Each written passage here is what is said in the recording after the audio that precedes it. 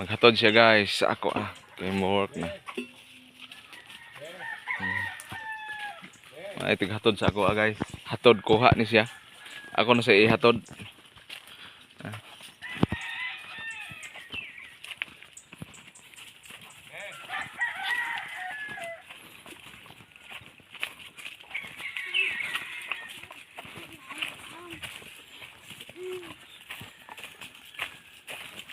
Hello guys, nagkaon ulit po